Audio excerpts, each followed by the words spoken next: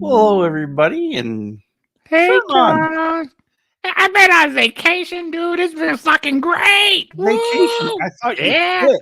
Fort Lauderdale, homie. I went down there. There's some girls going crazy. My. Woo! Well, Sherman, it is Friday night, and folks, welcome to Guitar Safari. On for Hot weeks. You didn't Sauce, even That's tell me. Seth, the guy that ran away is Sherman. Yeah. What up, Charles? How you doing? Hold on. Yep, Eddie's back. And Eddie's back. Wow, I thought they dropped off payroll. I was just forgetting to take them off the top of the thing there with my stuff, with my other little nicky knackies. I didn't bring my nicky knackies to all of my tools of the trade. You know what I mean? Mm-hmm. Because as a professional YouTuber, all right, I'll have you know that some of the professional YouTuber things that you might do when successfully running a show for millions of, like, you know, we're talking Mr. Beast level stuff, is what you have to have nicky knackies, like Sherman. Nicky knackies, okay. You know? I say. Oh, brother, he really freaking lost it. See, yeah, I lost it a while ago. Okay. So sorry. All right, well, let's welcome some folks in. I think that maybe we'll start there. Yeah, and we'll talk about B stock. Here you go. We got Cushman NYC with a what's up? What up, Kush? What's up, Kush? We got Eric of the Art of Noise, and we'll be talking about his B stock stuff here in a minute. The Art of Noise. We got Brother Dan Gorman. What up, DG? Everybody? Gorman, Maine. Yeah. Just saying.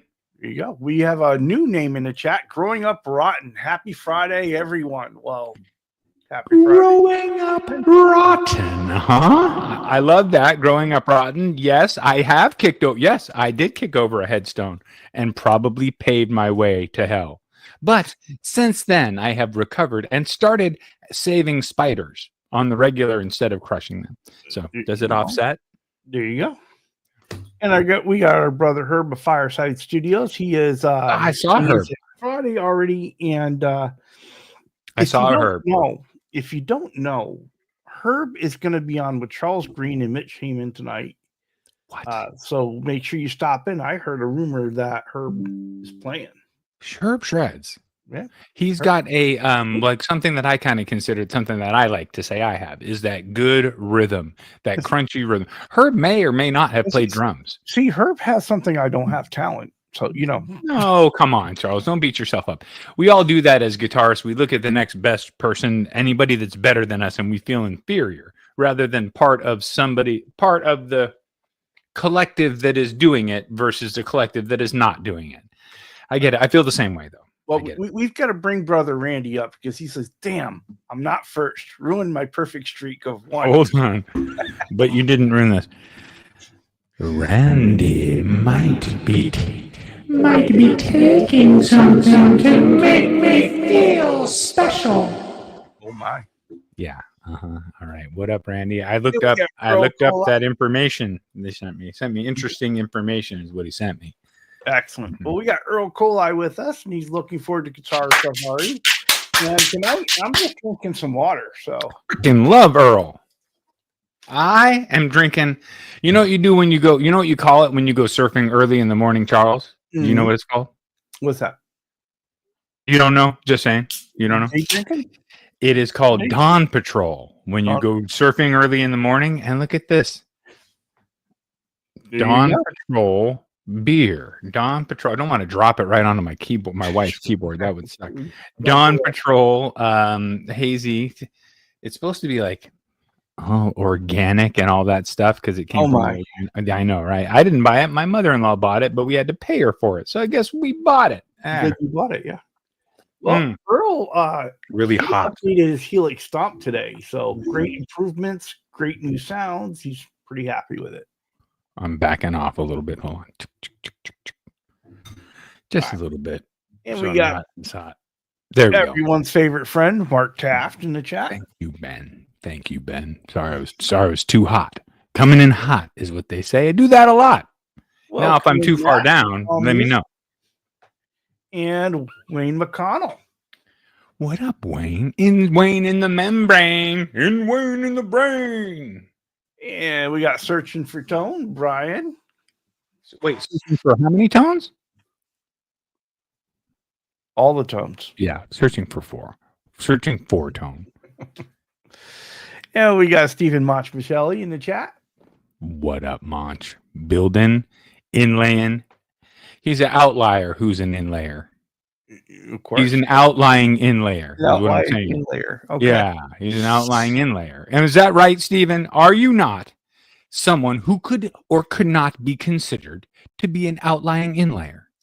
See, and Zach Thong's here with us. I bet you he's got an acoustic in his lap. Zach Thong, thong, thong, thong. You've heard the thong song back in the day, or no? You weren't a big hip hop guy, but Zach probably has heard. You have to have had somebody make that kind of comment to you. Come on, Zach. Hello there, brother William. I know they were annoying. Who? Wait, who? What? Brother who? Brother William De Silva. William D. Silva. What up, dude? What up, William? Yeah, we got Hip Metalworks saying hello. Well, hello. Hip is from Australia? No. Come on, man. He always says good day. Canada. Okay, but is it true, Hip, that you oftentimes will say good day, even though you're from Canada? Oh, yes. Oh, yeah. You always say good day. There you go. That's just did my brain, you know. Like you just, people from made a connection, it's not there, but okay. People from Hawaii say how's it? Like how is it as one word, how's it? And so if somebody ever says, hey, how's it? My brain says, you're from Hawaii. And if somebody says, hey, good day. I met a guy from South Africa last night, randomly walking. We're walking through the park. We got the Redwood Park over here with the river. And we went and walked through the beautiful forest and said hi to this guy with a beautiful camper. I said, dude, that his outside kitchen was bigger than our inside kitchen. I was like, damn, dude, that's a nice kitchen. He said, oh, mate, you like this? Oh, come on over. And he gave me a beer and a piece of chocolate. And I said, what's in this chocolate, dude? He said, nothing. I said, okay. And it was pretty great. When does that happen? Has that ever happened to you? No, I can't. I'm sorry. It's not B-Stock talk, but I'm just saying a guy gave me and it was an IPA. I was like, yes. Oh, we got Martian Murray with us. Neither Martian nor Murray. Papa Blue has made his way in. What? Papa Blue? Hey. We got BC Rich 581. What up? Mox as well. Blue Mox in the house. We got the peeps. Gear Junkie 35 made an early appearance. All right. Love it. Nice. Yeah, let's see. Michael B is saying greetings to all. What up, Michael B? Gear Junkie Dennis Ellis in the house. Eddie Faye. Well, Eddie Faye's got a new that's a new icon. That's been there for a while. All right. Well, I'm out of the times there. Well, it's the first time you've been sober in a while, so you know. No, not true. I mean, wait, hold on. Maybe I'm getting that backwards. Maybe. That's a problem with being dyslexic and a drunk. Blue Mox is not a drunk. I am not even a drunk. Greasy Monkey Guitars. What up, Greasy Monkey Guitars? Everyone's favorite music in law, Ryan Hall. What up? Who's okay? We're not talking. It's the cavalcade. We got Patrick Trite. PT, the way it should be. Leon. Time surfing. Let's see who else has wandered. Michael Krause has made his way in. Oh yeah, what up, Michael? Yep. And he says if it's if it's not marked as B stock, it won't be worth less when it's used. This is true. That is very true. In the chat. Now, there's two ways you can. What up, Biggity Ben? He's the one told me to turn my mic down. Yep, and we got Guitar Man 45. What up, Bo? We got Bo and Ben. Yeah, B stock, man. As long as you know you're getting it, that's okay, right? If you know if you're stepping in the door and you're reading B stock and you're saying, all right, I'm saving a little money, or especially if they have a picture of like, oh, here's where the nick is, and it's like on the back, and you don't care because it's a player, you know what I mean? But if B stock, if something isn't, hello there, Jade Guitars. You know the way I word it in my ads, Charles, instead of saying B stock, because any handmade guitar is going to have some imperfection that you, as the builder, is not going to be perfect. Yeah, so you're going to want to tell your customer of the imperfection for some reason. That's a human thing, right? Right. And so what I will say on the ads is that this is a custom guitar that has a couple of slight marks or blemishes that would not even be, that are normally not noticeable, but mentionable as the builder. Mm-hmm. Right. And then I'll take a clear picture and point out what I'm talking about. And I've only had positive feedback from that, because people feel like not only are they, they're getting it straight up. They're not getting it and then getting an explanation later. Yeah, you know what I mean? let them know. Let them know straight up front. It's like when I did the Paisley Telecaster for you. There was an area, and I said, "Here, you want to know about this area?" Like, well, and also that was one of your first ones. Yeah, it was your second one or something, right? So the second or third, I think it was maybe the fourth one. Because it was that blue fabric. It was back in the early days. I think it was the second or third one. It has a little sticker in it. Your little sticker in the neck pocket. So that's you don't do that anymore. Or do you? I usually if it's a Strat, it goes in the cavity in the back behind the tremolo. Yeah, and I sign on the bottom of the underneath the pick guard on the Strat. I guess that could be switched out. Sometimes I'll do them in the neck pocket, or if I can find a cool place like on Unbelievable's Telecaster. Yeah, it's on the arm of one of the ladies, like a tattoo. Oh, that's cool. Yeah, I'll put it on there. Well, getting back to our topic though, Eric C. Illinois says buying B stock guitars isn't a bad thing. I've bought several in the past, and then mostly have had finish flaws. I bought one that was an electronic problem, but that was easy to fix. Right. So and if they're finished flaws that you can live with, see, that's what I like you as a human being, because there is, and I don't hate these people, but they're less likely to forget a ride in my car. They're the people that like get a guitar just because they want it to be perfect. They want to all they want to do is pull it out of the box and sniff it and inspect it and touch it in every way to find something that they don't like about it, rather than pick it up and play it and use it like a guitar. I've experienced those people. They're pretty far in between, but that's not my people. You're my people. Like, you said you're going to play it. What are you going to do? Then again, if it's a big scratch across the front, I'm not down with that. It all depends. It depends what you're going to do with it. If you're if you're planning on refinishing it anyway, that's fine. If you want a guitar that you don't care what the finish looks like, it may be the right tool, or maybe it's something you want to just abuse. Totally. I don't know. I think that I could. I'm not into refinishing stuff. It's too much work pulling all that freaking paint off. You know what I mean? Getting it down to if I'm refinishing stuff, it's because I screwed up the first finish. Then I had to go back and redo it again myself. Have you ever, about chasing sanding scratches and how that'll just drive you crazy? You know what I mean? So that's what makes, when you're a builder, I mean, something that might be B stock for someone who's a high-end builder is going to be not B stock for 99% of the companies. They don't give up. I've seen completely undone, squared off nuts in Fender guitars that came off the line. You know what I mean? They weren't filed at all. Excuse me, sorry. The slots were filed, at least some, but the top, it was just a squared off, unfinished nut. So that happens. And that wasn't even B stock. People just brought it in and they just thought that, why is this uncomfortable? Well, Randy's got an opinion. He says if a B stock only has blemishes, then cool. If it has inherent issues with build quality, then it will go back. The way to avoid that is to buy from a mom and pop shop. That's for sure. Absolutely. Like, you don't want a B stock with a warped neck. Yeah, that's not the kind of B stock I'm thinking. Well, that's just not what I'm looking for. Yeah, well, I'm kind of mad, and part of the reason that brought up this topic was that I felt a little bit burned by, I bought a body and a kit, and it wasn't advertised as B stock, and I got it. I had it for a while, and probably should have gone over it because I like to build. I build in process. Like I have one that I'm working on, one that's getting ready to go, getting all the parts lined up, and then I'll order a third one. So probably that third one will sit there sometimes for a month before it comes up to where I'm opening it up and getting it all.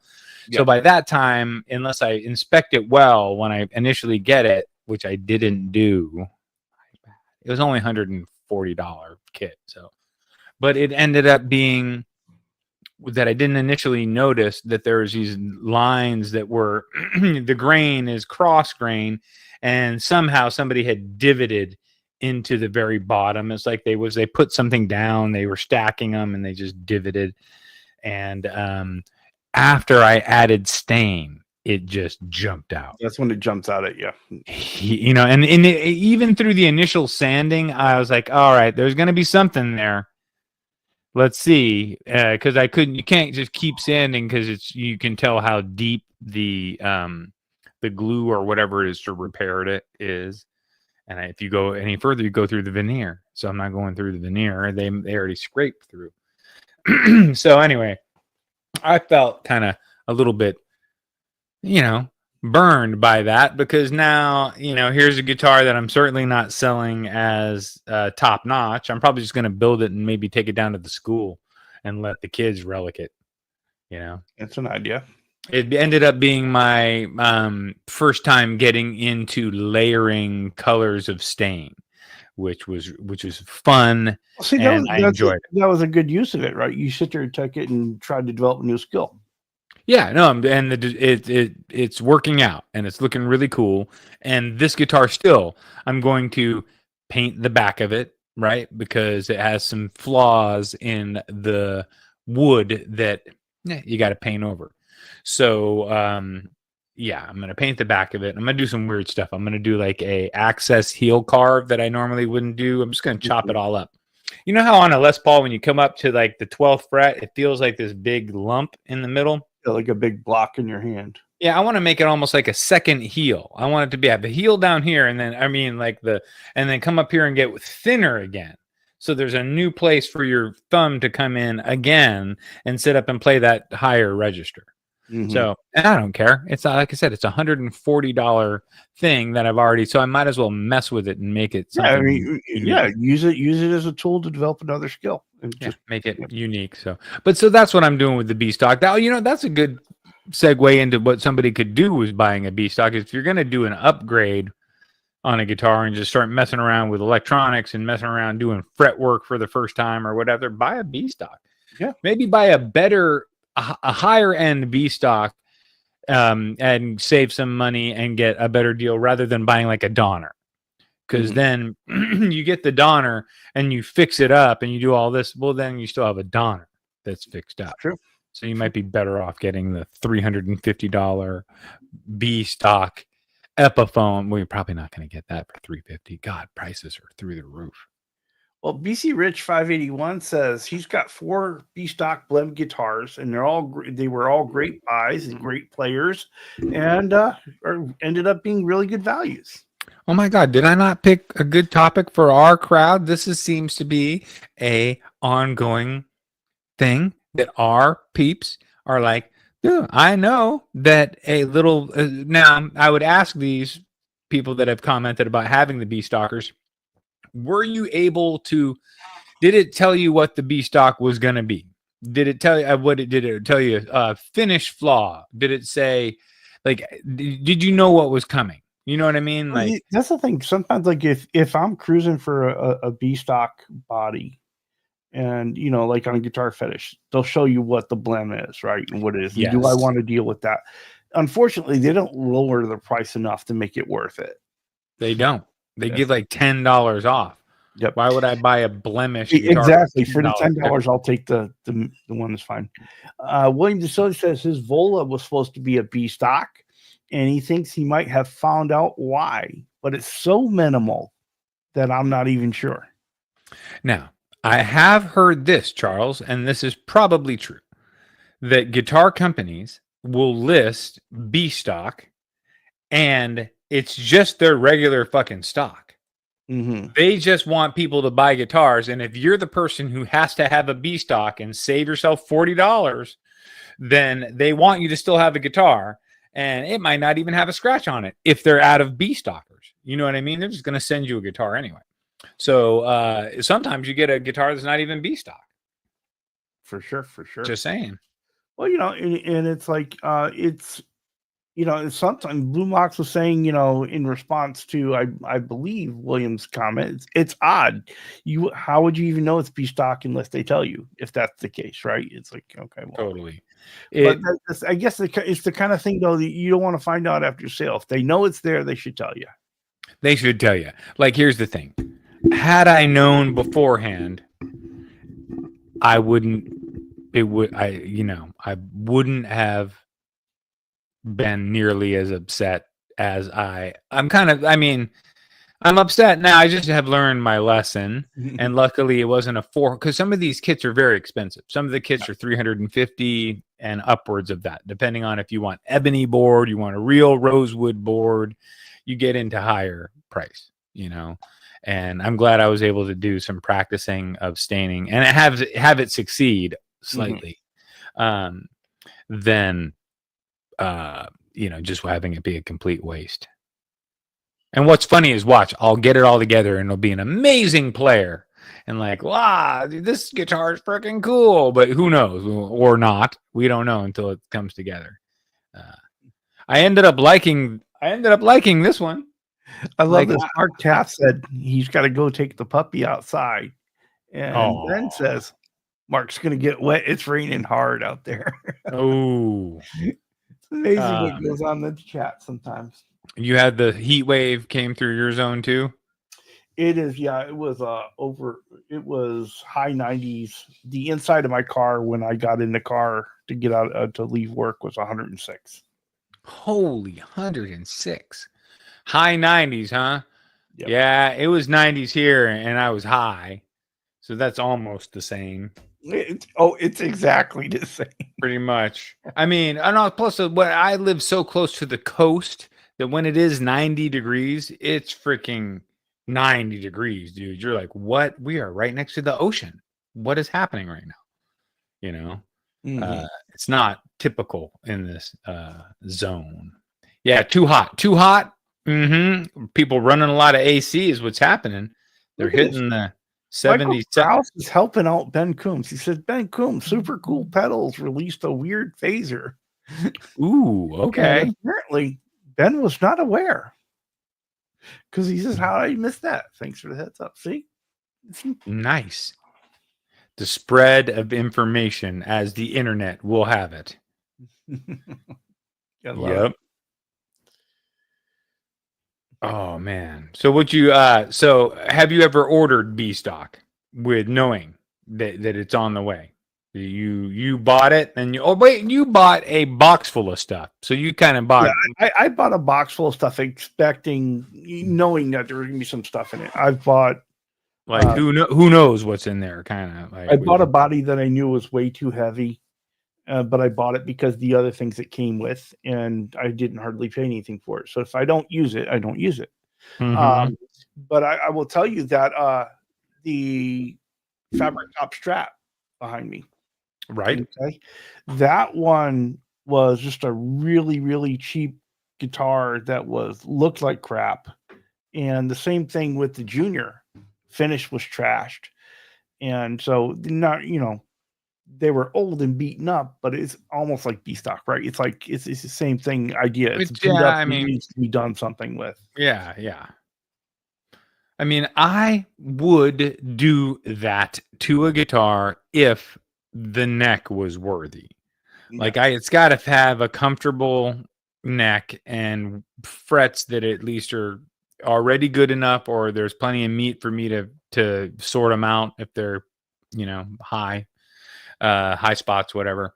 If there's enough meat on the frets and the board what I need in my life that I don't have is a nice chunker, a big chunker, like a baseball chunker. It's been a while. I've been a kind of a medium C, thinner neck kind of player, but it's been a while. I think I would like a big cord chunker, big baseball bat, like a, what do they call it, Ben? Is it a 50s neck, or is that super slim and I'm screwing it all up and you're just going, ah. Yeah, the 50 necks were pretty thick for sure. Were pretty thick? Yep. Okay. And then by the 70s, they got paper thin, or probably were. Well, Herman Fireside Studios says B-Stock, didn't EVH change the face of rock with a B-Stock? Yeah. His the guitar that the famous one was a Seconds. And there's a clip of him saying that he thought that Seconds meant that it was next to be built.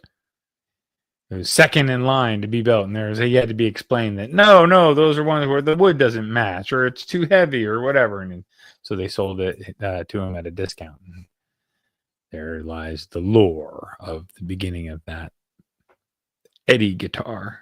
So Eddie Fay, just out of randomness, says F1 the movie, recommend it. Okay. Oh yeah, okay. All right, I'm into it. So Boogie Bodies. You ever heard of Boogie Bodies? Yes. Yeah, they were the predecessor to Warmoth. So Boogie Bodies became Warmoth. And as far as I understand, I think that's on track. And so if you back the OG, if you find if you are ever seeing a OG Strat that looks like it was kind of pieced together by somebody and it's old and it looks cool and the body looks like, take it apart and see if it's a Boogie Bodies, and if it is, it's worth some money. There you go. Yeah. Michael Krause says he bought a B-Stock Sigma acoustic. The electronics didn't work on it.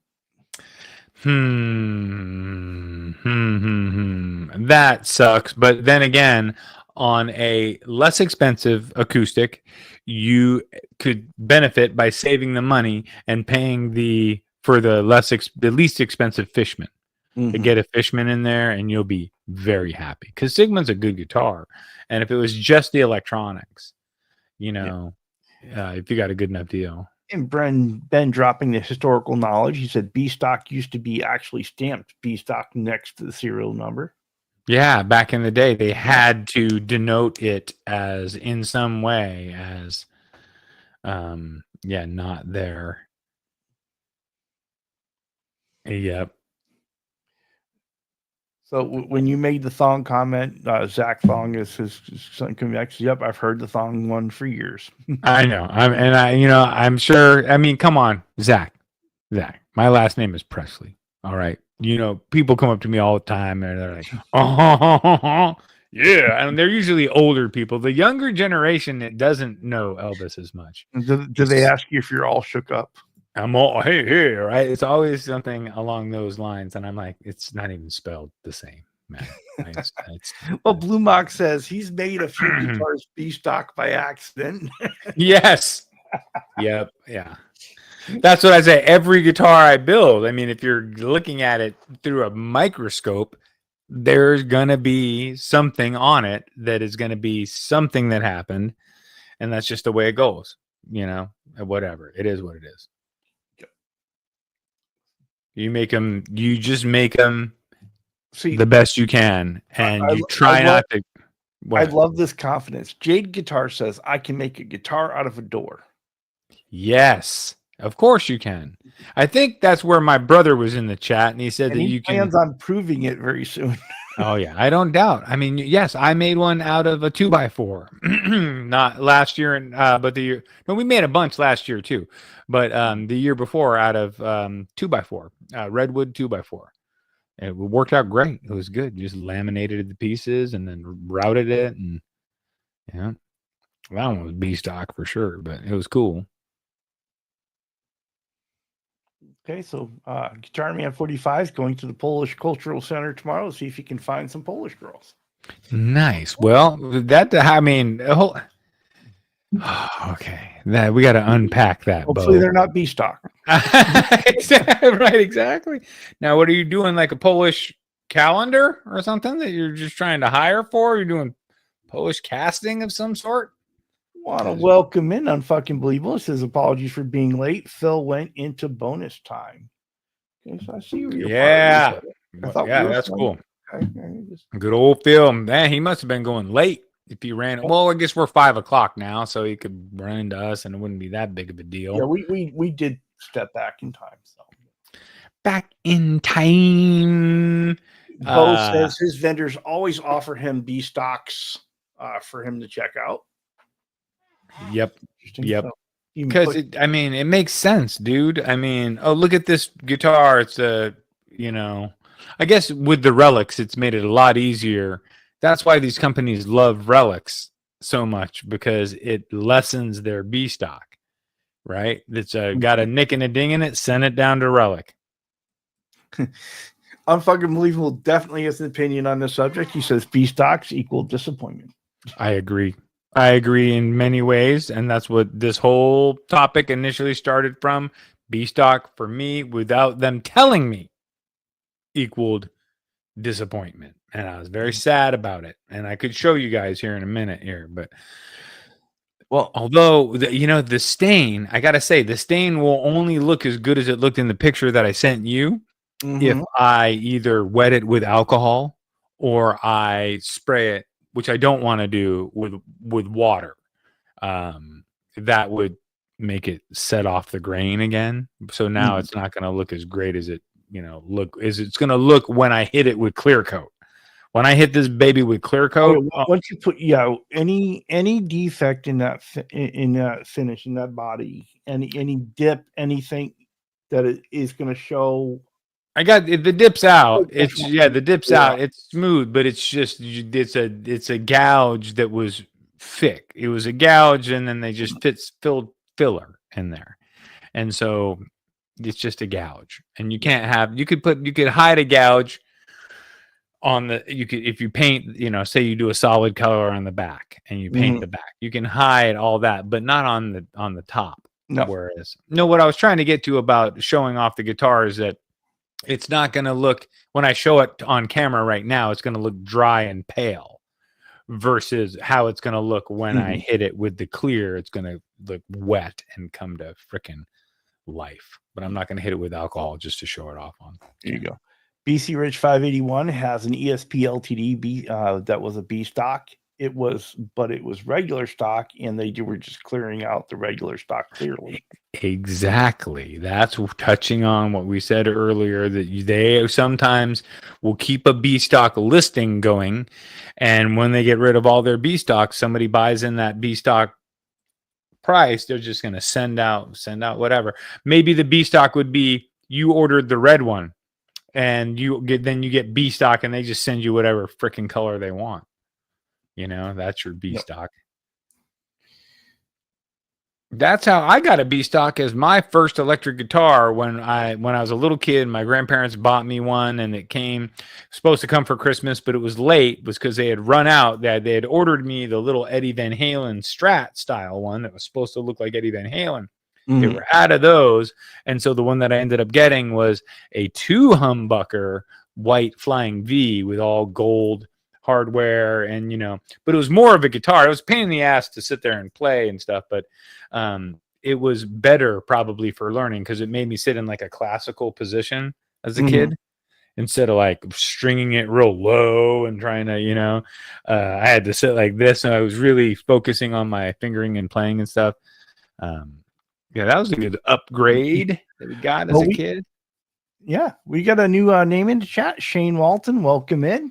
And he says he bought a Harley Benton B stock, couldn't find out what was wrong with it, but he sold it anyway. What do you mean new name in the chat? Shane is not new. You know Shane, don't you, Charles? Shane used to be the fat philosopher. Oh. But then he got addicted to meth.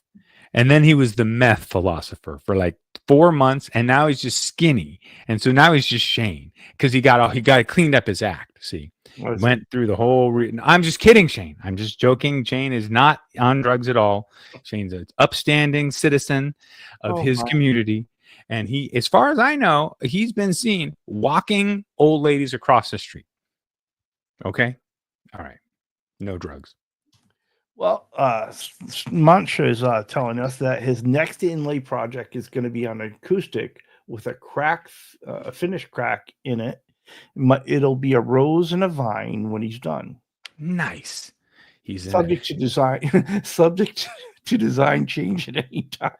Yes, exactly. If the wood cracks, and then it goes that way. Get into it, yeah, and you're like, well, maybe I can't do that, but I can do this. Oh, this is going to be a leaf now. Okay, I see where we're going. Right? Yeah, exactly. I love that. He's an outlier and an inlayer. That's what Steve. You could Steve. It should be Steve, the outlying inlayer. There you go. Or the inlaying outlier. I don't know. Okay, so Zach Thong says that he's never bought a beef stock guitar. Beef stock. That's more of what you would make soup with. Beef stock. All right. That's what you're going to start before you put in the noodles. All right. Shane is saying he doesn't see any of these comments. Well, not sure what's going on there. We can see them. Shane, what happens is we block you until we get to know you for sure. Shane, I knew you, all right, better than everybody else. All right. So, and I don't know. I'm kidding about that. You should be able to see everything. We're an open book. It might be dependent on which chat he's in. Is he in your chat or is he in my Shane, chat? yeah. If you're in Presley's chat, dude, you might have gone to my channel. Okay. That was the first mistake. Go to Charles75N. All right. Because he actually has subscribers and people that enjoy his content. All right. Me, I'm a sham. All right. They just don't know any better. I'm just here to entertain the world. Is all I'm here to do, Shane. Well, so if you're in Presley's, that's so funny, Shane. I'm so sorry. So yes, leave Presley's chat, but hit the thumbs up. I get like 14 views. I look at yours and you're like 174. 14. Whatever. Dude, I'm not tripping. It's not even like I stopped having that as a... When I watch the replays, I watch them over on your channel. Thank you. Yeah, that's funny. Please, you should comment at least. You should be like watching this. Ha ha ha. Nobody else is. Ha ha ha. Yeah, update you on how many views on my channel. Oh, that's silly. That's silly. You just send me screenshots. It brings up an interesting comment though, and not being a relic guy myself, this is funny, right? Because people won't buy a B stock, but they will buy a relic guitar. Exactly, right. Exactly. They won't buy a B stock. That's why when I built my nephew's little guitar, I built it so I knew, dude, it started getting scratched up and dinged up from him, beating it around like a kid, and it started looking great. And he's like, the way that nitro paint and it's kind of a lighter finish on it, it's just perfect for it's just like the Fender ones, the road worn series. Road worns, yeah. Yep, they're $1,000 or $1,200 now. Brand new. They're like that. But they won't, those some of those same people won't look twice at a B stock. $1,200 for those things. I should have kept that. I sold one for $6, and that was like only 3 or 4 years ago. I can get a relic guitar if you're the one that's reliced it, right? If it's honest wear from your experiences with it, right? Yes. Because that's the story of that guitar, right? But to buy something that is pre-reliced. But to do that with a guitar, you have to have the guitar that has the right finish on it. Like if you want to have a guitar and you want it to relic, get a nitro guitar. Mm-hmm. And maybe, think about, maybe don't get a Les Paul Special because that's a nitro guitar, but they don't relic great because, they do over 50 years, but they don't over, you know what I mean? They just look like a beat up guitar if you just beat them up. But the Murphy Lab ones are great. Murphy Lab is, really good at what they do. They're really good. GMT Guitar and Art says, I picked up 2 hacks from B stock guitars. Only thing wrong was a couple of screws missing on the truss rod cover and a pick guard. A Swede and HL 550 jazz box. Wow. Come on. What a win. A couple of screws on the truss rod cover. Ben takes his truss rod covers right off and just leaves them. You know what I mean? He wants them off so he can adjust it. He did not get screwed in this deal. I see what you. Yes, he did not get screwed. You know what? Screws are a thing that do screw you because you get down and you don't have the one. You know what I mean? Mm-hmm. You're doing a strap pick guard and you've got, how many is it? 11 in the pick guard or whatever. And you've got 8. Like, shoot, I don't have, and you got to order a whole new set. I usually order them by counts of 50 at least, the little packs. So BC Rich 581 says the log was the first scratch build. The Les Paul built out of a railroad tie and 2 Epiphone hollow body halves. Interesting. Yes, that was Les Paul's take on what Bigsby was doing. So he had witnessed Bigsby, who kind of, as far as I know, was making the electric solid body guitars first, and then other people caught on, and just kind of, and then Dan Electro? Which was it, the one that Fender owned early on before they were even building guitars at all? They were only still building amps, and they were I think it was Dan Electro. That I don't know. Welcome, Hobo Rhodian. Yeah, Dan Electro at one time was like a big half of Fender, I think. And then they split because Fender started making his own guitars. And Dan Electro was on there doing their own thing. So I'd have to go back and read the book again. But if anyone is following Randy's journey, he started off with Jethro Tull tonight, War Child on vinyl. Nice. Everybody should follow Randy's journey. Oh my. I'm just saying that's where Randy's journey, it might be taking you to a place beyond your journey. Oh, I don't know what I'm going to do with you. I'm just saying that's where, Randy loves it when I do that because he's like, here I go. Okay, all right. So Time Surfing Alien said WMS listed all the Diamond guitars B stock when they acquired the company just to sell off all the stock. His Bolero was pretty decent guitar. Yeah, I mean, why not? Welcome in, Brother Ryan. And welcome in, Martin. He said, hey, everybody just woke up, dropping in to say hi and leave a like. What up, Martin? I appreciate you, dude. Love that guy. Sorry I didn't do the staining on this one, but I did staining on a different one. I did do some staining. Let's see. Keith H is here. What up, Keith? Hey, Keith. I'm still on. Oh, Seth's. Yeah. Are you on? That's funny, Keith. I think he was on my Shane. You gotta find your way back. Find your way back because he's like, there's no one in the chat. Anything? I owe you an update on this. I have 4 of the 5 songs that I've decided that I'm gonna give you for the poll. But we're gonna start that poll next week because I didn't set up a poll. And does anybody know how to do a poll on? I needed to set that up last night before I went to work because by the time I get home from work on Friday, I don't have the time before the show. You know, Charles, what if you didn't do it on StreamYard? You just do it directly on your YouTube account, right? Like not on StreamYard. You can do a poll directly on your post in YouTube, yes, but there's a way to do it live in the StreamYard too.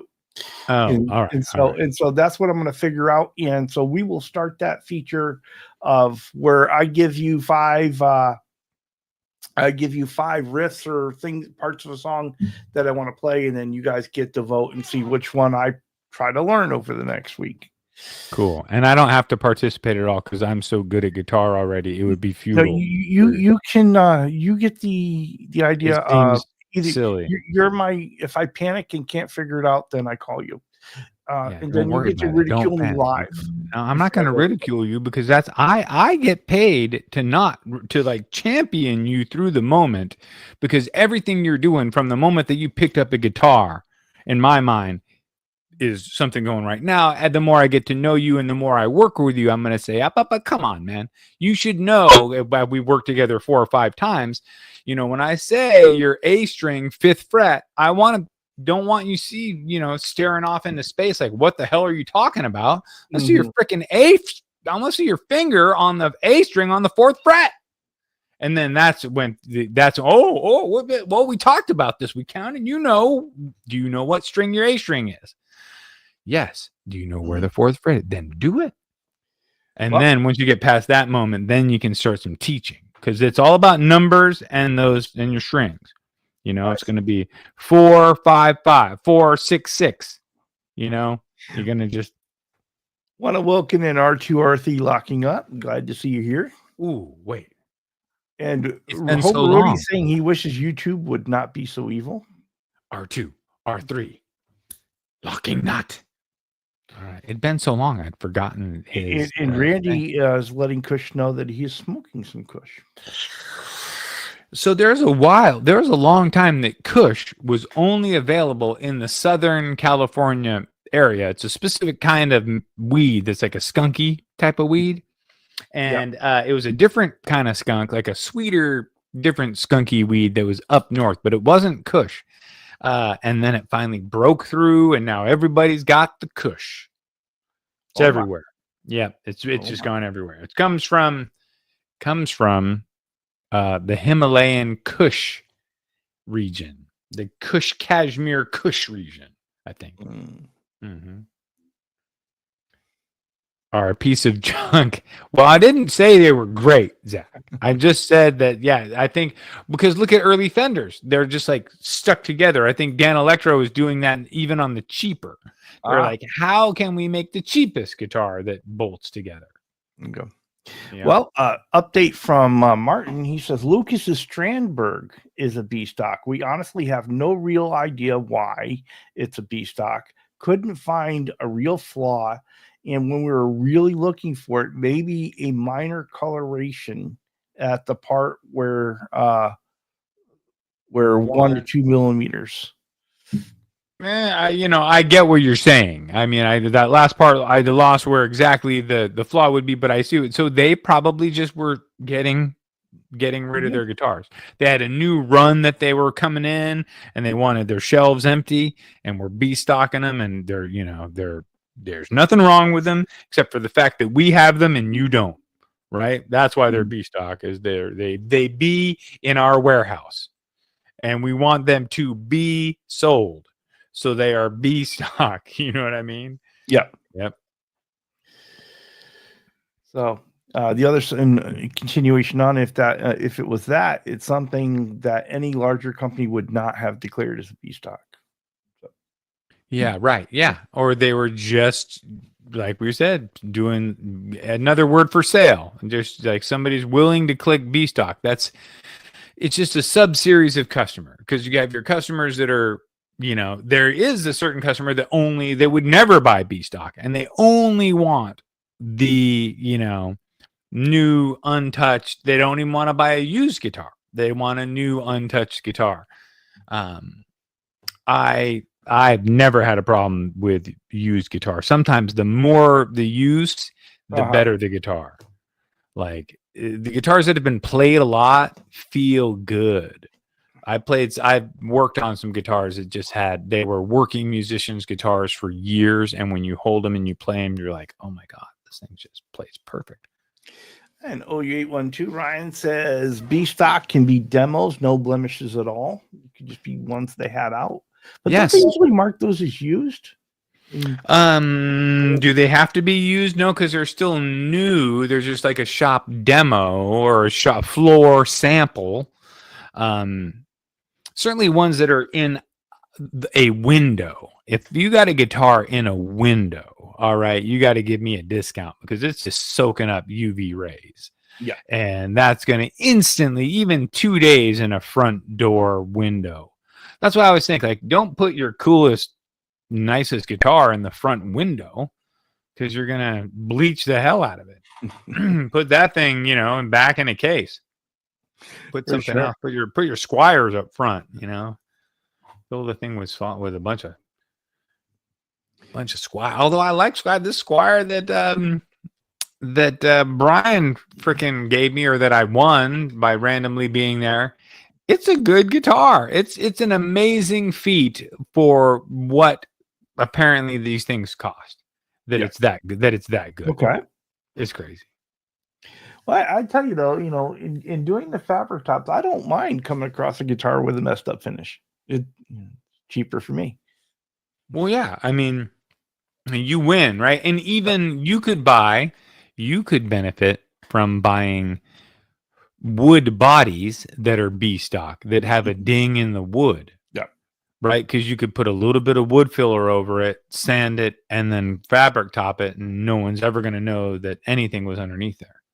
So yeah, and that's the thing, and that was the kind of thing I was really disappointed when I started doing, like, because I found that the bodies from Guitar Fetish are actually really good as long as you get your ash, or you get like that, or your alder, and they seem to be pretty good quality. They seem to be pretty much within the specs they say they are, and so it was kind of disappointing that when you look at, okay, when they have a B stock one, and I'm looking for something that maybe has a knot in it, or a depression, or a scratch, or a gouge, something that I can fill and then cover, and then you're like you said, it's maybe only $10 off the body. It's like, well, then why am I taking the time to do all that? Right, for $10, that's not worth would I fill somebody else's gouge for $10? No. But here's the thing about Guitar Fetish. It's so wrong. What is the next level above Guitar Fetish? All right, community, please chime in, because I'm asking this question. Guitar Fetish bodies in America, you can order a body to be sent to you for around $125, let's call it $140 delivered. You want to go up in quality, on a body like that. Warmouth is fantastic, right? I'm okay. Well, hold on. What I'm talking about now, because you're with me, but what I want to say is, okay, $140 is where we're at now, shipped to your front door for Guitar Fetish. Where's our next level? Where does the second level come in? Is the second level Warmoth? Because that's going to be $700 or $800 or $650. Yeah, depending on what. Yeah. Right. So where's the next level above Guitar Fetish? Is there somewhere on eBay? I mean, you can buy used Fender bodies on. There's what's that company, that Stratosphere, that blows apart. All they do is blow apart Fenders and sell Fender parts. You can find them for. If you're looking for if you're looking for a body, I'm not sure on the pricing, but Chris Lock makes fantastic bodies. The Kramer, I know, but we're talking price. Body that I did for Charles Green was a Charles Lock body. It was absolutely fantastic.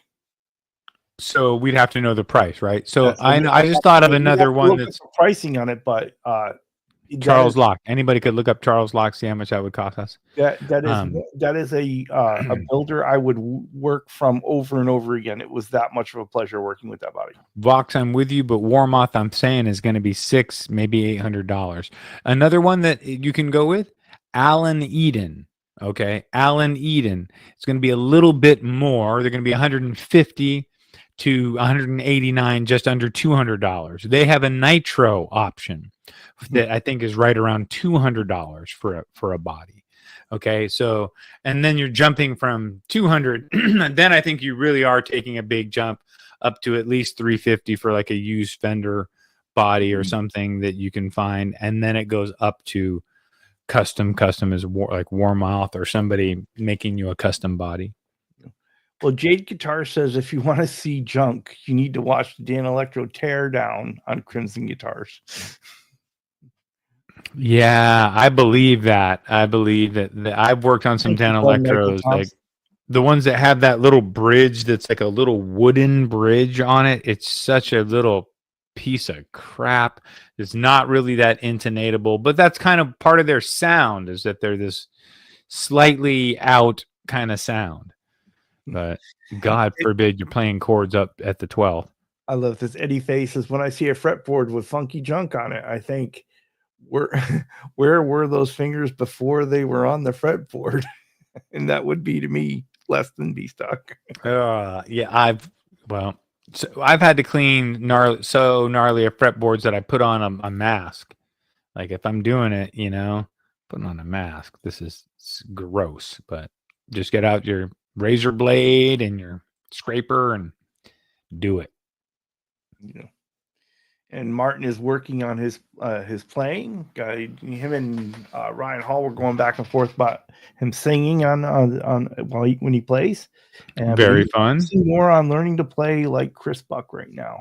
He's on a mission. Yeah, learning to sing and play takes time, and it takes is rhythm, and it just comes over time and becomes more and more natural. But it is a thing that is kind of tough. Hobo Roadie says, I tried to save $1,800 for a warm earth body with veneer 2 inches thick, epic flamage. Wow. Wait, he tried to save $1,800 for a warm earth body with a veneer 2 inches thick. That's 2 inches thick. That's not a veneer. That's a cap. That's a cap. That's a full maple cap. Hence the $1,800, right? Hey, a hobo, you get that body, send it down to me for the build, homie. I'd like to build that thing out. I'll stain it out and do it. That sounds like fun. Vox Guitar Rock says, does Greasy Groove sell bodies? Greasy Groove. I don't know, but we're talking. So for what the price is, I'll tell you, man, the Guitar Fetish, dude, they're a good deal. And you can always send them back. If they come in they're shitty, you send them back. Well, let me show this B stock. Yeah, let's take a look at that.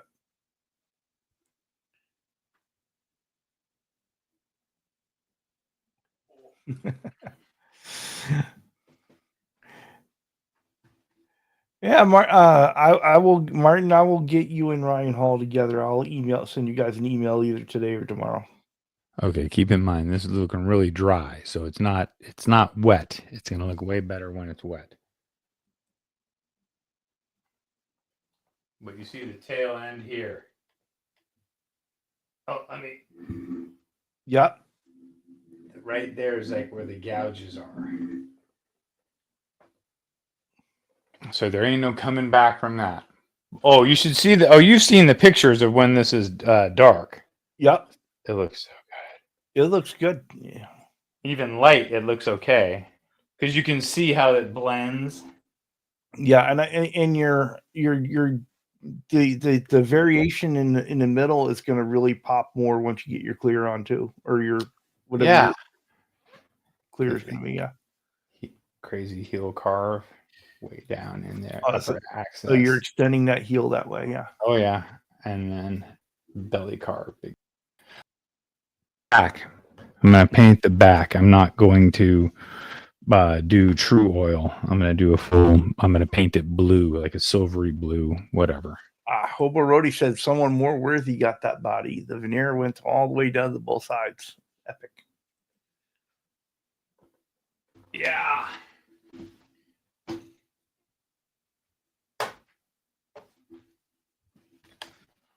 So yeah, a little bit bummed that nick down in the bottom of it, freaking tell me when you got B stock coming my way. It's cool. Tell me.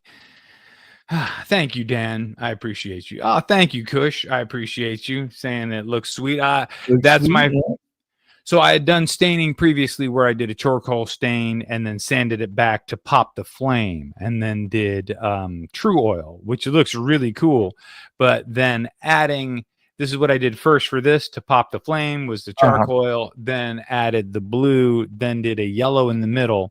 And when I did the yellow in the middle, I said, oh my God, I've ruined it. This is awful. And I was like, okay, calm down. I know I'm adding more blue after. It's going to make it go more green. So as you add the blue after to blend it all out, it kind of came together. And I was like, oh, thank God. But, Eddie Fay is saying, Seth, stain that back like cherry or mahogany, and it will be fantastic. Yeah, you think I should stain it? I was going to paint the back, just because I might end up having to burst around that part that is. Oh, thanks, Kush. Anybody wants to buy this B stock, you just hit me up. No, actually, I think what's cool is that people are liking it, and that I'm getting good at that, and I can do more and more, and I'll do a whole series of badass colors. Yeah, like for Halloween, I'll do a orangey, black, red, cool looking thing. 420 green. Yes, it is, Randy. Yeah, that's what that center ended up being 420. Straight up. Martin says he's going to get a precision guitar kit to build for his buddy Franz. Cool. Yeah. They're lucky to have a homie like you building them a guitar. That's awesome. Dan Gorman likes blue guitars. He's got one. Yep. I mean, I'm a blue guitar. I mean, you can see I got a few behind me. Got one up here. I'm building that one. So, well, hey, who are we handing it off to? We are handing it off to Steve Brand and. Are you ready for it? Mitch? James for Guitar Talk Universe. Quentin. Pops. And so they should be starting live just about now. So go on over and check those guys out. And make sure you stop by Charles Green and Mitch Heyman. And absolutely. Because evening Herb will be there. Fireside Studio. That'll be awesome. You're doing Sunday? I'm doing Sunday, but I don't have a guest right now. I've been pretty lazy this week, so. Well, that's good. I mean, you've been slammed a lot lately, so it's good to have a little bit of, if you can have some down. We're gonna find somebody. We're gonna get a guest in here. We're gonna have a good show. Very cool. Well, hey, I think that this B-Stock thing ended up working out for Chitty Chat because everybody has had some kind of experience with some B-Stock stuff. So this is cool. I was glad it was nice chatting with everybody about it and getting to, see people's thoughts. I take it overwhelmingly that people are okay with B-Stock if they know it's coming. There you go. Yeah. And it depends on what you're looking for out of your guitar, right? I get that. And if you're a relic guy and you don't want a B-Stock, I don't get it. Yeah, don't understand that one. Don't understand that one. But anyway. Everyone have a great weekend. See you in the chats.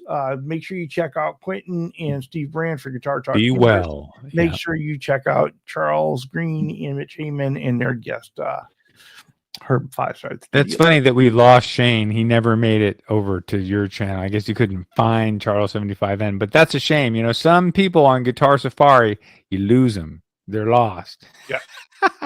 Hey, all right, y'all. It was a great week. I'll see you guys on next Friday. There you go. All right. See you, Charles. See you on. Come on, people. Charles and me.